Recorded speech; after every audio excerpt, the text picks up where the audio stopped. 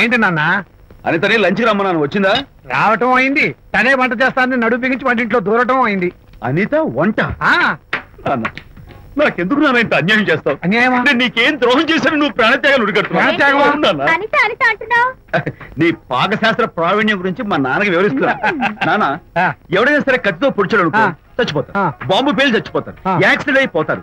కానీ అదేం తమాషాను, అనిత వంట తింటుంటే మధ్యలో నుంచి ఏ బాధ లేకుండా హాయిగా టపాగట. అయ్యో చాలా టాలెంట్. ఏదో ఆడ మనిషి నేను ఇల్లు కదా అని కమ్మగా వండి పెడతా అనుకున్నాను. అదెంత బుద్ధి తక్కువ నాకు ఇప్పుడు అర్థమైంది. నీ బాడీ నచ్చి నాకేం అక్కర్లేదు. Good bye. ఎలా ఆపాలో నాకు తెలుసు నాన్న. నువ్వు బాపు గారితో దిగిన ఫోటో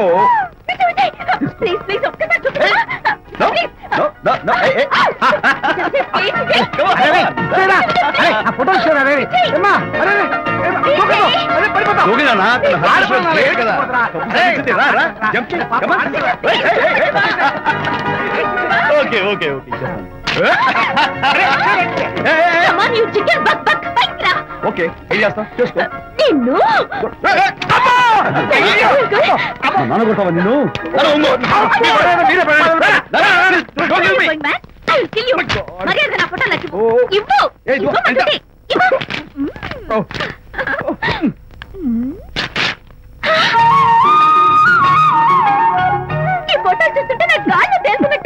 నాకు మాత్రం పర్వతాలు మోస్తుంటావు నిన్ను.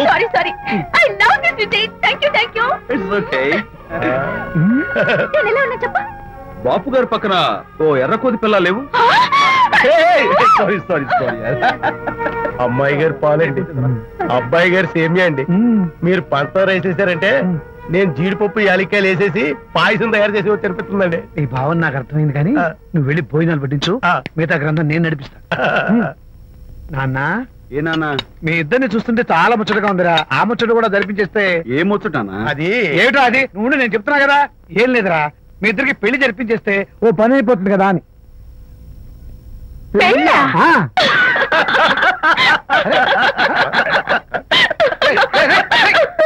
ఇప్పుడు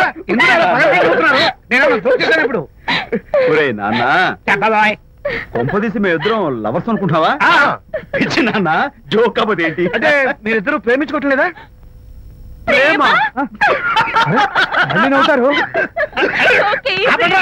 మరి మీరిద్దరు కలిసి తిరుగుతున్నారు కదా. ఫ్రెండ్షిప్. క్లోజ్ గా మూవ్ అవుతున్నారు కదా. ఫ్రెండ్షిప్ అంటే అన్నా చెల్లెలు టైపా? కాదు. పోనీ అక్కా తమ్ముడు టైపా? కాదు.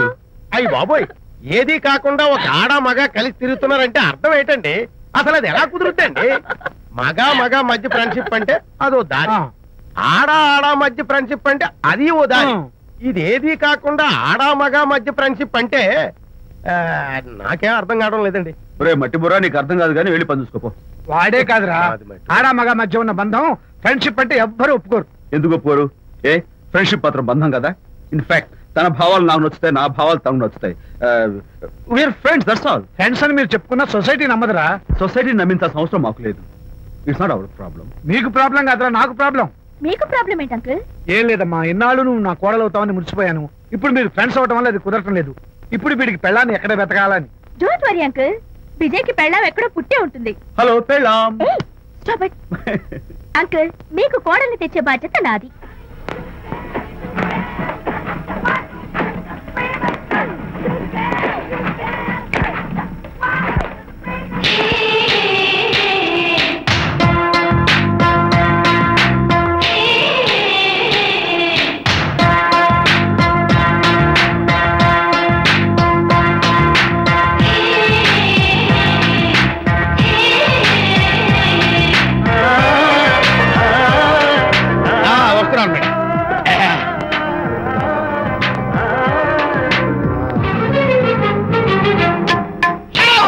ఇదేమన్నా చేపల మార్కెట్ అనుకున్నావా?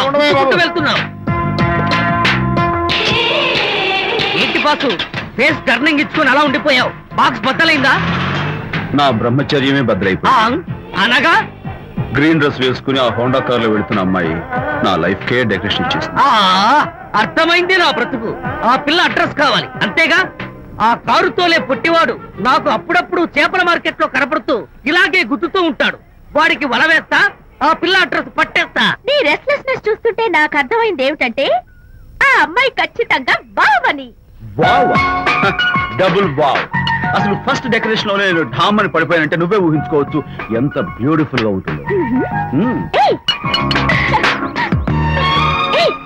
అంత బాగుందన్నావు కదా, ఒకవేళ ఛాన్స్ దొరికితే డెకరేషన్ చేస్తావా?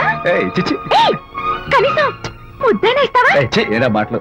నేను తను లవ్ చేస్తానేమో డౌట్ గా ఉందో. డెకరేషన్ బాగా కుదిరితే నా లైఫ్ పార్ట్నర్ గా చేసుకుందామని ఓకే, మీ పెళ్లి జరిపించే బాధ్యత నాది. ఆ అమ్మాయి ఎలా ఉంటుందో, కల్చర్ ఏంటో, హాబీస్ ఏంటో వివరంగా తెలుసుకుంటాను. అడ్రస్ చెప్పు. ఆ అడ్రస్ తెలుసుకోమని మన హరిని మార్కెట్ కి పంపించాను. అయితే మట్టి కంపు కూడా హలో, ఎక్స్క్యూజ్ మీ, చేతిలో ఏమిటి? చేపలు. చేపలా? చాలా బాగున్నాయి. అన్నట్టు నాకు చిన్న ఇన్ఫర్మేషన్ కావాలి. ఏంటి? నిన్న మీరు హోండా కారులో ఒక అందమైన ఆడపిల్లతో ఆడియో షాప్ కు వచ్చాను. ఆ పిల్ల పేరేంటి, అడ్రస్ ఏంటి, ఎప్పుడెప్పుడు ఎక్కడెక్కడ ఉంటుందో తదితర వివరాలు కావాలి. చేతి అలాగే చేపలు లోపల పెట్టచ్చు చెప్తా. నాకు చెప్పడానికి చేప లోపల పెట్టడానికి సంబంధం ఏమిటబ్బా? అడ్రస్ అడిగితే డ్రెస్ మార్చుకుని వస్తున్నాడు. ఓ, ఇది మీ సంప్రదాయమా? మరీ అంత వినయం అక్కర్లేదు, వివరాలు చెప్తే చాలు. టైటానిక్. టైటానిక్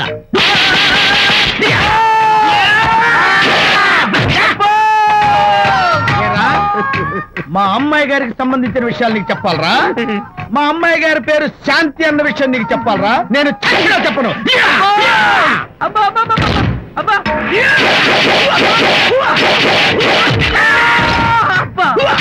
ఏరా, మా అమ్మాయి గారు రేపు ఉదయం 10 గంటలకి జూబ్లీ హిల్స్ చెక్ పోస్ట్ దగ్గర ఉన్న ఫ్లవర్ బొకే షాప్ దగ్గరకు వస్తారన్న విషయం నీతో నేను చెప్పాలా? టైటానిక్. ఈ టైటానిక్ గాడెవడరా బాబు? కొట్టక ముందు దండం పెట్టాడు, కొట్టిన తర్వాత దండం పెట్టాడు. ఏమైతేనే నాకు కావాల్సిన ఇన్ఫర్మేషన్ వచ్చింది, అదే చాలు. విజయ్, ఇదే ఫ్లవర్ బొకే షాప్. తెలుస్తోందా ఫ్లవర్? అమ్మాయి ఏది? కంగారు పడతారేంటి? 10 అవ్వాలి కదా. అవునవును, వచ్చేస్తుంది వచ్చేస్తుంది.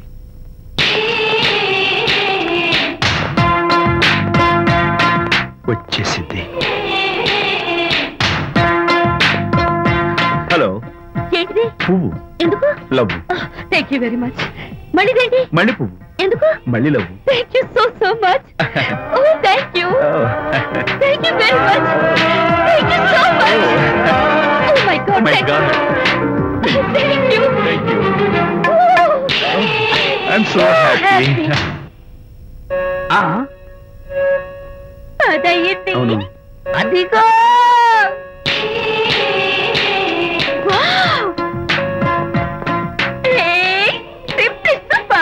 Thank you. ఈ పువ్వు తీసుకెళ్ళి అమ్మాయికి డోంట్ మిస్ ది ఛాన్స్. అవి బాగున్నాయి కదా? ఆ రోజ్ కలర్ బొకే చాలా బాగుంది. Excuse me. ఏంటిది? I love you. నా పేరు తెలీదు, ఊరు తెలీదు, అభిప్రాయం తెలీదు. ఏదో ఒక పువ్వు ఇచ్చి ఐ లవ్ యూ అంటావా? ఇన్స్టెంట్ కాఫీలకి ఇన్స్టెంట్ లవ్ ఏంట్రా? అసలు లవ్ ఏంటని నాకు అసహ్యం. ఇంకోసారి ఇలా పిచ్చి పిచ్చి పనులు చేసావంటే ఐఎస్ఐ ఏజెంట్ వచ్చి పోలీసులు గప్పిస్తా. ఇడియట్.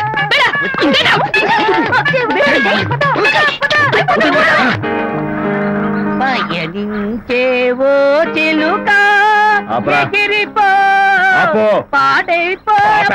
అసలు నేను బాధలో ఉంటే పైగా ట్రాజడీ సన్సెట్ రా. సిగ్గు లేకపోతే సరే, నువ్వు నా ఫ్రెండ్ అని చెప్పుకోవడానికి అవమానంగా ఉంది.